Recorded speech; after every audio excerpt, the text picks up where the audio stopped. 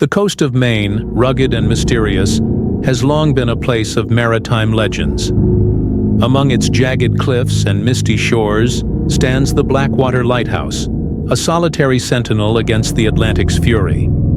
For over a century, the lighthouse had guided ships to safety, its beam piercing through storms and darkness. But to the locals, Blackwater was more than a lighthouse.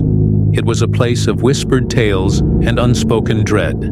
The structure, weathered by time, stood on a rocky outcrop, its black and white facade battered by relentless waves. Few dared to visit, for it was said that the lighthouse was cursed, haunted by the souls of those who perished at sea.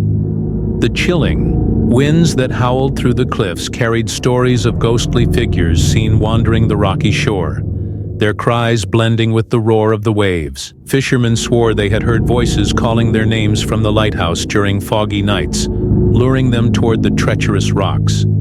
The mere mention of Blackwater sent shivers down the spines of even the bravest sailors, who avoided its shadow at all costs. The legend began in the late 1800s when a keeper named Elias Croft took charge of Blackwater.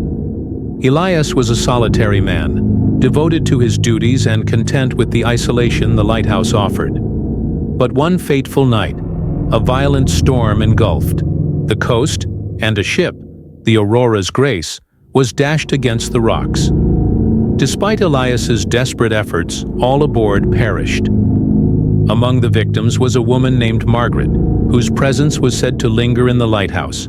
Locals claimed to see her silhouette in the tower's windows, her mournful cries carried by the wind.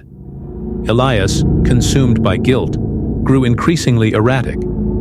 He would often speak to unseen figures and leave the light burning long after it was needed, as if trying to guide lost souls to safety. One morning he was found dead at the base of the tower, his body broken as if he had fallen or jumped from the lantern room.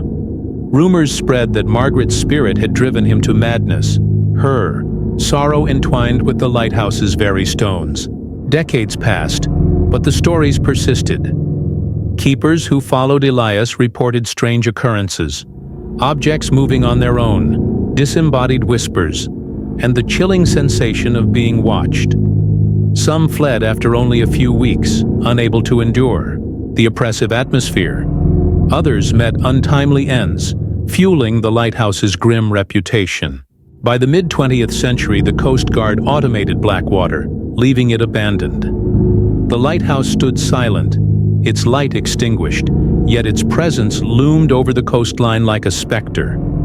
Even in its abandonment, Blackwater seemed alive, its shadow stretching across the waves, as if reaching for something.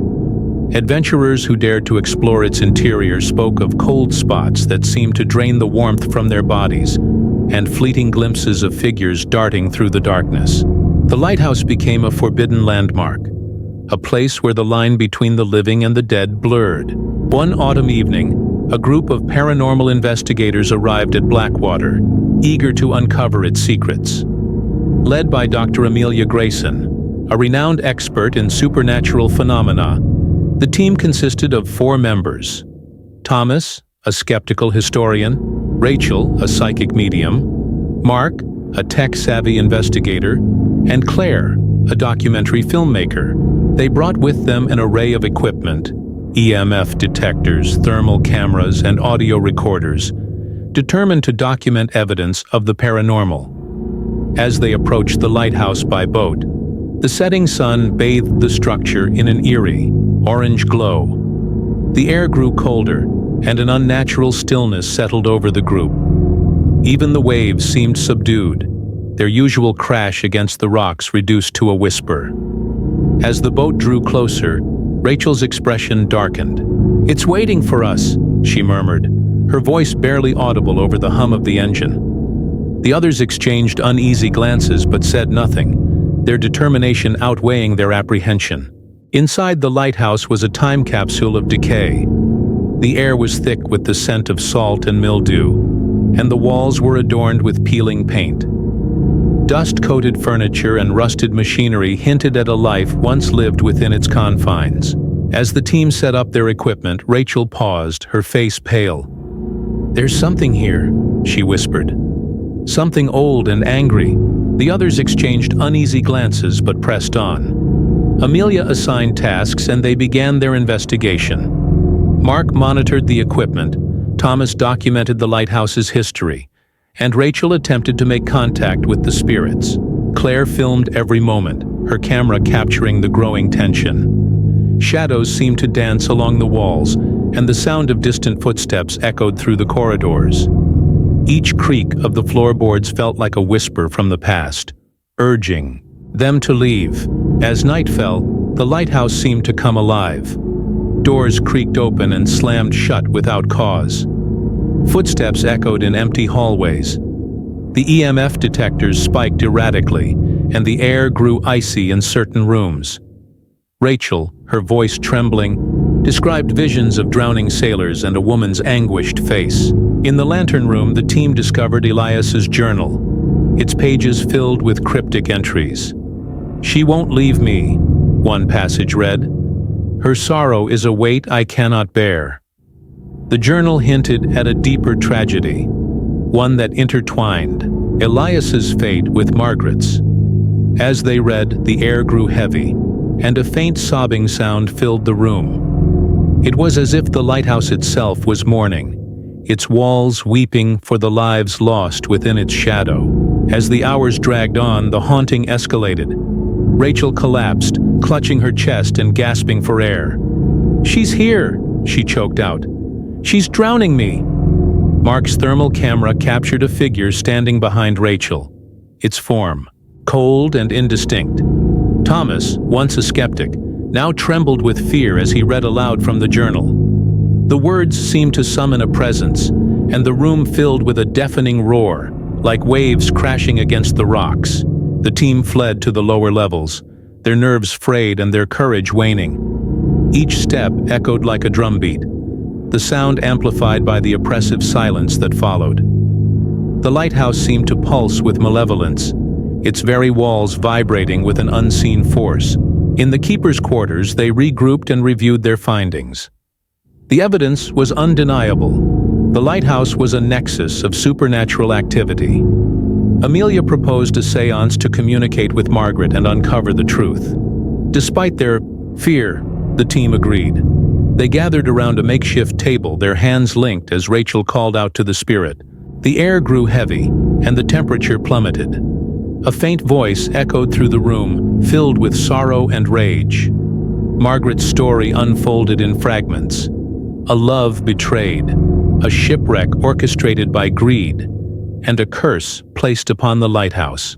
As the story unfolded, the team felt an overwhelming sense of despair, as if they were reliving the tragedy through Margaret's eyes. The room seemed to close in around them, the walls pressing inward as the spirit's anguish filled the air. The séance took a dark turn as the spirit's anger intensified. Objects flew across the room, and the walls seemed to pulse with malevolent energy. The team's unity fractured as fear took hold. Rachel screamed, her eyes wide with terror, as an unseen force dragged her toward the stairs. Mark and Thomas pulled her back, but the encounter left them shaken.